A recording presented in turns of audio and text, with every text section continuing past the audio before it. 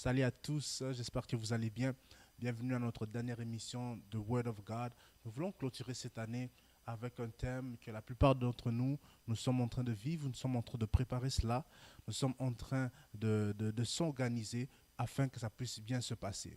Nous allons clôturer avec un thème qui s'appelle simplement Noël. Dans cette émission, nous allons essayer de parler des épreuves que les gens vivent durant Noël, des obstacles. Nous avons trois invités. Il y aura dans cette émission, en fait, deux invités. Il y aura notre maître Amine qui sera avec nous. Il y aura aussi l'évangéliste Jean Lambert et l'animateur de cette émission, bien sûr, notre pasteur Mike Enona. Donc, soyez parmi nous et je suis sûr que vous allez être fortement bénis après ces quelques minutes durant cette émission. Venez découvrir les épreuves de Noël et comment la parole de Dieu a toujours un sens devant chaque épreuve. Bienvenue dans cette émission. On se revoit après la pause avec Pasteur Mike, Amine et évangéliste. Soyez bénis. À la prochaine.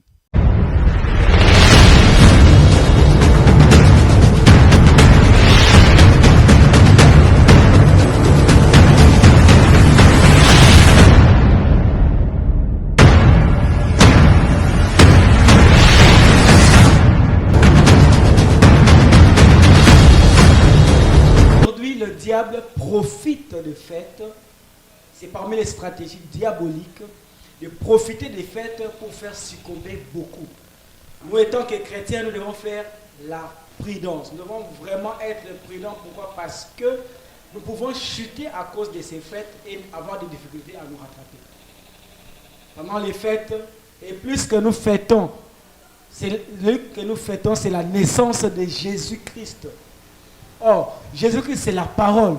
Donc, il nous est important, au lieu de chercher seulement la nourriture, la boisson, nous devons chercher à méditer sur la parole, à chanter, à louer le roi des rois, qui est notre Seigneur, Jésus-Christ. Nous allons passer à d'autres questions, parce que nous en avons beaucoup aujourd'hui. Mais j'ose croire que nous n'allons pas finir toutes les questions, mais nous allons vraiment poser des questions qui sont essentielles et pertinentes. Nous avons cette question, parce que pendant les temps de fête, il y a ce qu'on appelle aussi la solitude. Les familles restent dans la solitude. Comment on peut gérer ça, Papa Ami, la solitude pendant les fêtes? Je parle de mon expérience personnelle. La gestion de la solitude, moi j'ai une bonne exemple. Okay. Il y a à peu près 20 ans, ça fait pratiquement 27 ans que je suis au Canada. Et il y a 20 ans, j'étais allé en Alberta pour apprendre l'anglais, pour me perfectionner en anglais. Et à cette époque-là, j'ai passé 2 hivers tout seul. Wow. Tout seul, sans famille. Ma famille était à Montréal, j'étais juste de l'autre côté du pays. Et donc, j'étais très seul. Par contre, avec la divinité, avec la main de Dieu, j'ai rencontré des personnes formidables. Donc, pour moi, passer Noël, c'est être en famille. C'est quoi être la famille? La famille, c'est la famille de sang, bien sûr. Mais la famille, c'est la famille qui t'accueille. C'est la famille, ça peut être la famille à l'église. Okay. Amen. Ça peut être la famille qui t'accueille. Et je peux te dire, à ce moment-là, de façon inattendue, il y a une famille de Blancs qui m'ont accueilli comme leur 4e fils. Okay. Et c'est là que j'ai vu la main de Dieu, où une famille de Blancs, complètement perdue au nord du BC, ont accueilli un grand noir qui connaissait à peine.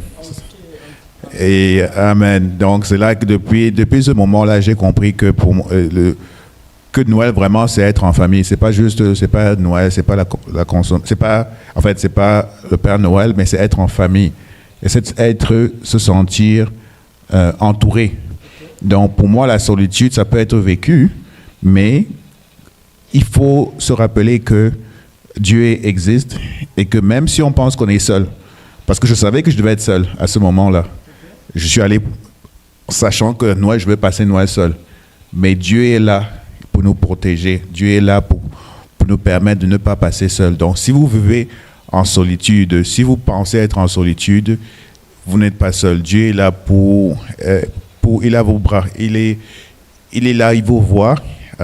Il est là, il va vous mettre les bonnes personnes, il va vous mettre la famille en fait devant vous. Nous, aussi à l'église, on est une famille. On a les bras ouverts comme cette famille de Blancs m'ont accepté.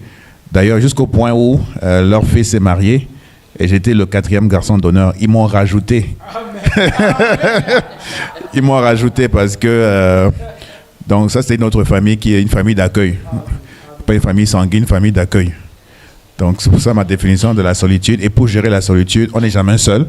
Dieu est là et Dieu nous entoure avec des anges qui sont sous forme humaine. Dans ce cas-là, c'est cette famille de Blancs qui m'ont accueilli. Ok. Évangéliste, d'après vous, comment résoudre ces problèmes de solitude? Parce qu'ici au Canada, vous allez voir chaque famille retirée à son coin. Comment on peut résoudre ça étant que chrétien? Comment on peut résoudre ça? Je ne sais pas, mais moi, c'est ce que Dieu m'inspire là. D'abord, pour moi, Noël, ce n'est pas temporaire. Ce n'est pas temporaire. Ce n'est pas le 25 seulement. Moi, pour Noël, c'est intemporaire. Donc, c'est durant toute notre vie, nous devons vivre Noël. Alors, pour les gens qui vivent, qui se sentent seuls, je crois que vous avez suivi le témoignage de mon frère Amine. Il a été reçu par une famille. Moi, je crois que l'Église de Dieu doit jouer ce rôle-là. Pour les gens qui se sentent seuls en ce moment,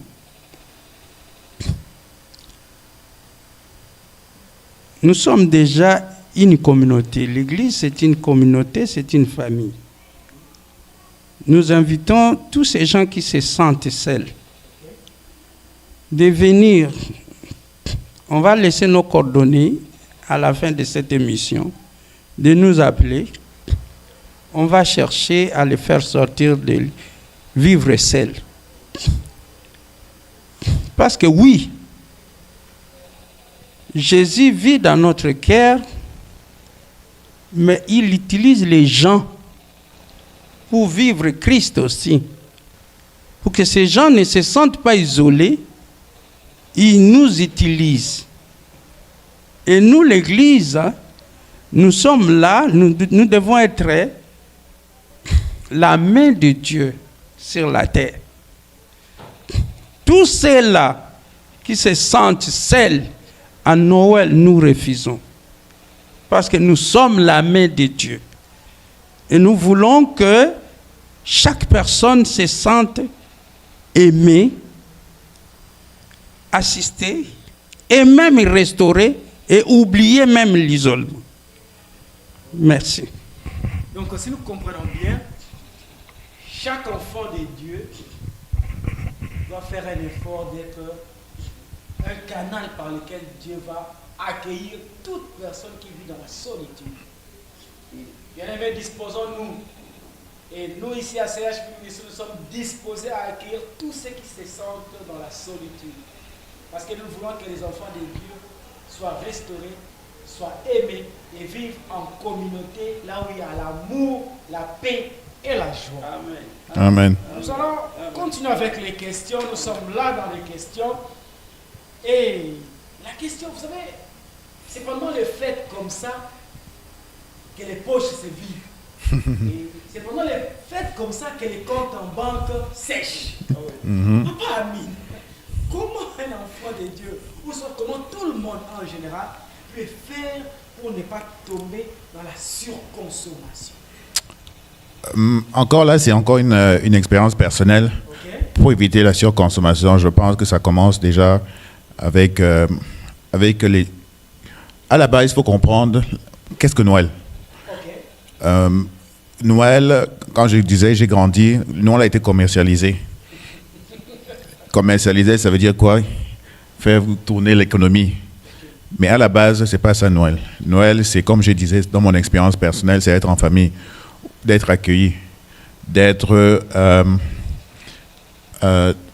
avoir senti la présence de Jésus. Parce que c'est le jour où Jésus-Christ est né. Donc, pour moi, pour ne pas consommer, c'est très simple. C'est de ne pas consommer. C'est de ne pas tomber dans la luxure. C'est de prendre cet argent, évangéliste, vous l'avez mentionné plus tôt, donner des cadeaux. Quand des cadeaux, ce n'est pas des cadeaux matériaux, mais c'est des cadeaux, ça s'appelle des denrées rares. Moi, pendant 3 ans, je travaillais au gouvernement et on allait donner des paniers. Et pendant une journée, on allait donner des paniers. Donc pour moi, c'était plus important et cette année même, j'ai contribué. Chaque année, on a une contribution au travail et j'ai augmenté ma contribution de 50% par rapport à l'année passée. Donc, pour ne pas consommer personnellement, donc je me restreins, dans ce sens-là personnellement, pour pouvoir contribuer à d'autres personnes. Donc, pour moi, ce n'est pas la consommation. Pour moi, c'est quand tu donnes des paniers, tu vois qu'il y a des gens qui en ont besoin. Et si vous êtes à l'aise, si vous êtes relativement bien, si vous êtes en famille, il y a d'autres personnes qui ne le sont pas. Moi, j'ai vu des frigos qui étaient totalement vides. Il y avait un morceau de pain et une boîte de beurre. Donc, quand j'ai vu ça, ça m'a touché. Donc, depuis, pour moi, c'est tout à fait normal de ne pas consommer. C'est sûr, j'ai des enfants. C'est sûr, je leur paye des cadeaux. Mais je fais attention à ce que j'achète. Je fais attention à de ne pas acheter la chose la plus... Je peux le faire, je peux me le permettre financièrement, mais au lieu de tout donner à mes enfants, je préfère donner à des gens qui en ont besoin, des gens qui ont un bout de pain dans le frigo avec une boîte de beurre. Pour moi, c'est comme ça que ça... C'est donner au suivant. C'est ça exactement la vocation ou le but d'être chrétien, c'est donner au suivant et de ne pas garder, de ne pas être égoïste, de garder tout pour soi. C'est pour moi, c'est comme ça que je n'arrive pas à consommer, essentiellement. Ok, merci beaucoup, évangéliste. Étant chrétien et étant un enfant de Dieu, comment faire pour ne pas tomber à la surconsommation? Quels sont les conseils que vous pouvez nous donner pour ne pas tomber à ces pièges de surconsommation? Parce que nous voyons souvent, après les fêtes, tout le monde crie que son compte est vide, tout le monde crie que ses poches sont trouées, parce qu'il y a trop de consommation. Comment ne pas tomber à ces pièges? D'abord, premier conseil, quand je méditais ce thème, premier conseil, si peut-être on avait fait des erreurs avant, mais on n'avait pas compris vraiment le vrai sens de Noël. Première chose, peu importe l'attirance du monde par rapport à Noël, nous, en tant qu'enfants de Dieu, malgré ce Noël, nous devons éviter de faire des emprunts.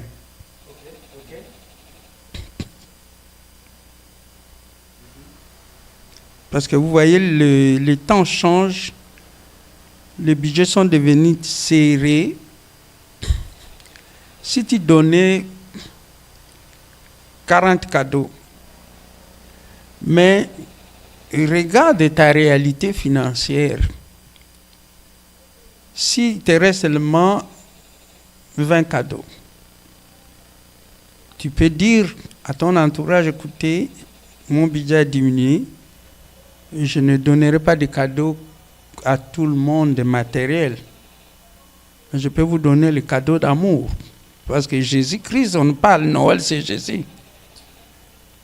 Tu peux offrir le cadeau d'amour. Et on a dit ici, bien comprendre Jésus-Christ. Jésus-Christ est permanent. Parce que je voyais, j'achetais des cadeaux à mes petits-fils, la même journée, il est brisé. Qu'est-ce que j'ai fait? Mais quand je donne Jésus, c'est l'éternité. Je peux leur donner l'amour de Jésus-Christ. Je peux les amener à ceux qui ne connaissent pas Christ à connaître Christ. C'est ça le plus beau cadeau que Dieu m'a donné moi-même. Et ce cadeau, je peux donner à mon entourage. Et si j'en avais beaucoup, comme Maître Amine a dit, mais donnons aux autres qui n'en ont pas. Moi, je dis toujours à ma femme, s'il y a trop dans les magasins, on fait des paniers dans la communauté, on peut donner ceux qui n'en ont pas. Il y a quelqu'un qui jouait l'instrument ici. On prenait des choses, on lui dépose chez lui. Il dit, hé maman, c'est trop. Parce qu'on ne veut pas aller jeter ça dans la poubelle aussi. Hein? Et si nous voyons après Noël, vous allez voir que les poubelles vont consommer plus. Parce qu'ils ont fait la surconsommation, parfois ils se sont endettés, et puis avec l'égoïsme que nous avons, c'est la poubelle qui en mange. Mais il y a d'autres familles qui n'en ont pas, même pour manger à Noël. Il y a même, c'est la période la plus difficile que les gens se suicident. Ce n'est pas ici seulement au Canada, dans le monde entier, il y a des suicides parce qu'ils n'ont rien même à manger.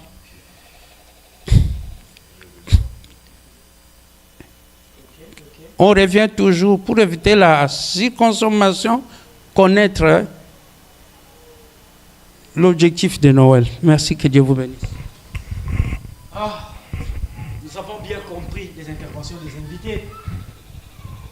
Nous ne devons pas tomber dans ces pièges de la surconsommation. Vous allez voir les gens qui s'endettent pour cette journée-là, mais les conséquences vont vous suivre pendant des mois et des mois. Parce que quand vous vous endettez, pour payer maintenant, ça sera compliqué. Et la vie aussi devient de plus en plus compliquée chaque jour. N'allons pas au-delà de ce que nous avons. La Bible dit un homme sage voit le mal de loin et s'en écarte. Il y a certains mal qu'on n'affronte pas, mais qu'on doit s'en écarter. C'est parmi les conseils de la sagesse. Et nous aussi qui en avons, nous sommes encouragés de contribuer chez l'autre. Parce que la foi sans les œuvres est morte. Donc quand vous voyez dans votre entourage, il y a une personne qui manque. Dans votre entourage, il y a une personne qui manque. Vous devez être une source de bénédiction pour cette personne. Ça fait mal que toute une année va passer comme ça, personne ne vous dit que Dieu te bénisse, merci beaucoup. Ça fait très mal. Nous devons chercher des bénédictions. Ça signifie que quand vous contribuez à la bénédiction d'une personne, vous aussi en retour, vous recevez cette bénédiction parce que la joie de donner vaut plus que la joie de recevoir. Évangéliste, je vous vois déjà regarder votre bloc-notes. J'ose croire qu'il y a des points capitaux aussi que vous avez pris par rapport à Noël. Parce que vous savez, quand on parle avec les évangélistes, ils ont toujours des choses à dire, ils ont toujours des points à tiquer. Quels sont parmi les points que vous... Moi, c'est la question, je vais nous poser nous trois. Ok, nous sommes là. Comment cultiver l'esprit de Noël au quotidien? Parce que nous autres, les chrétiens, Noël, ce n'est pas seulement le 25. Okay. Mais il faut cultiver cet esprit au quotidien. Comment?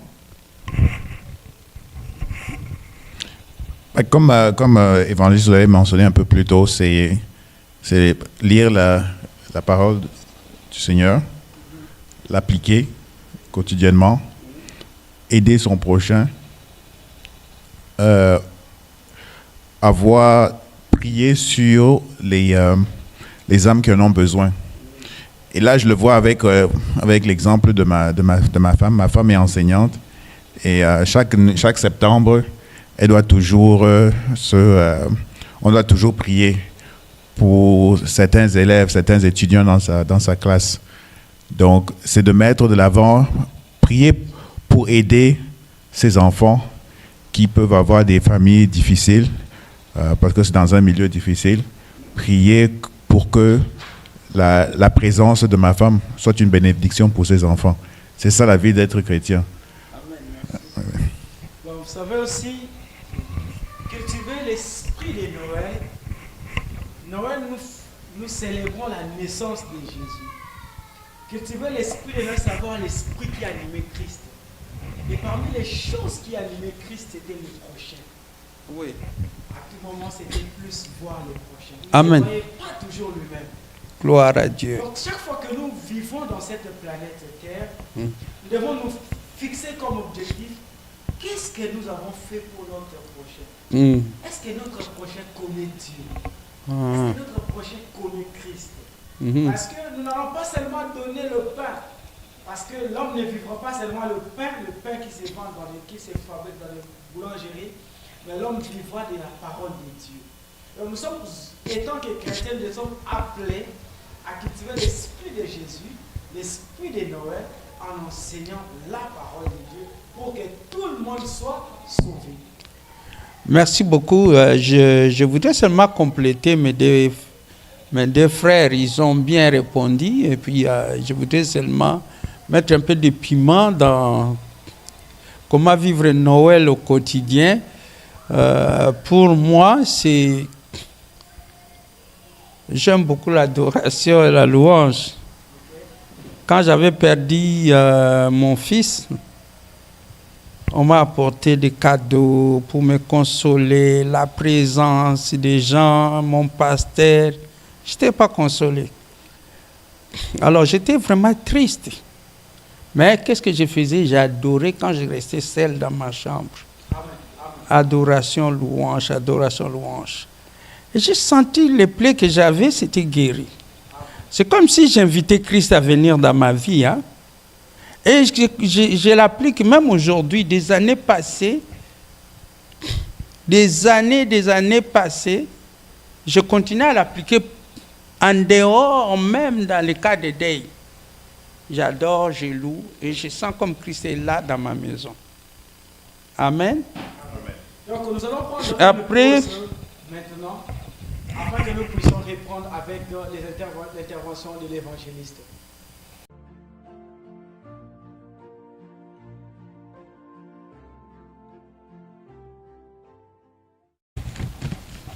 Nous sommes arrivés à la fin de notre émission. Mais avant de clôturer, nous sommes dans l'émission de Word of God. Et je veux vous apprendre, pour ceux qui ont des Bibles, dans le livre de Romains chapitre 12, verset 2.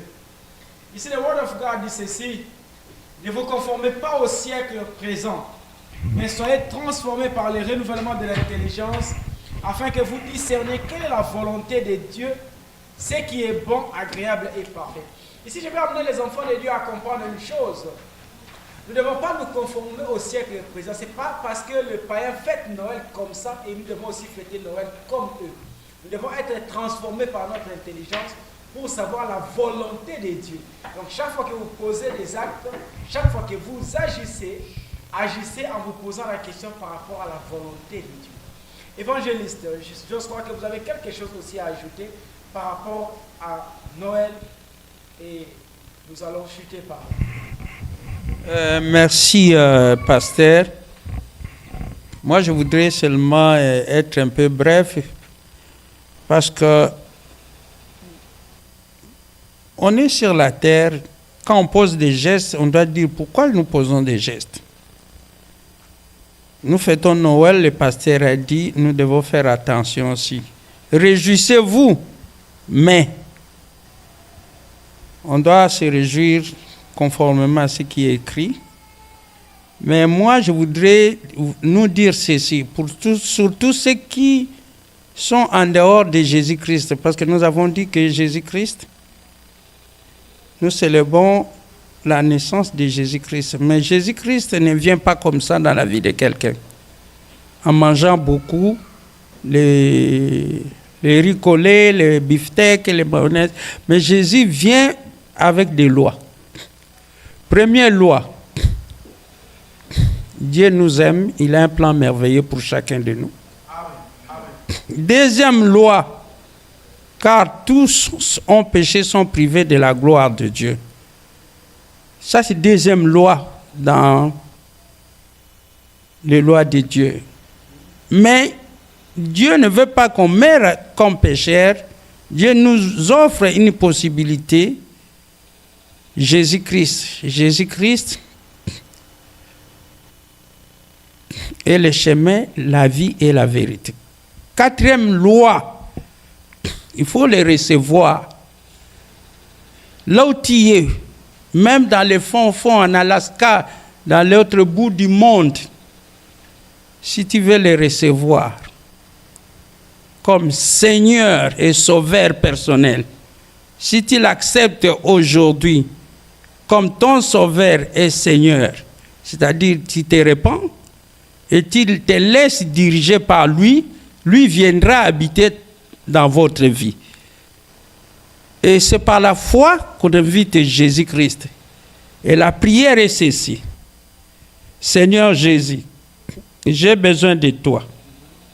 Merci d'être mort sur la croix pour mes péchés.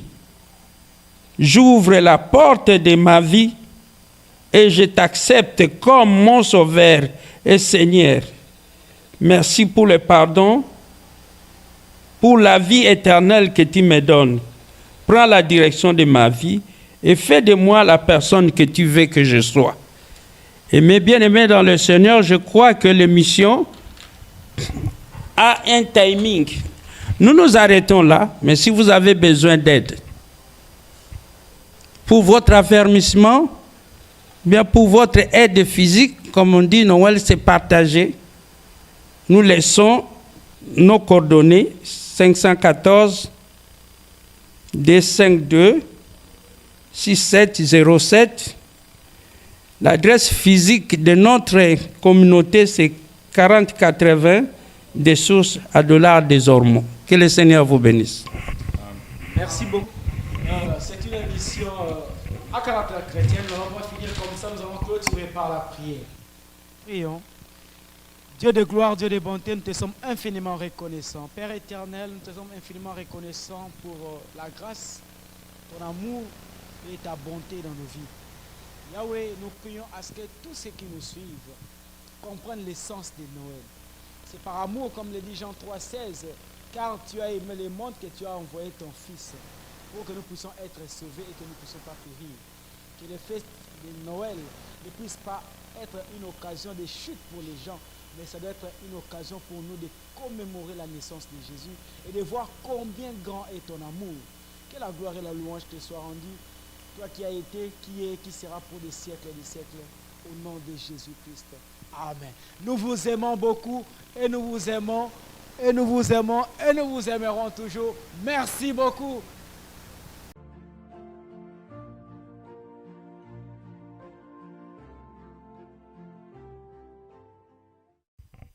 Merci d'avoir suivi notre émission de Word of God sur cette capsule Noël.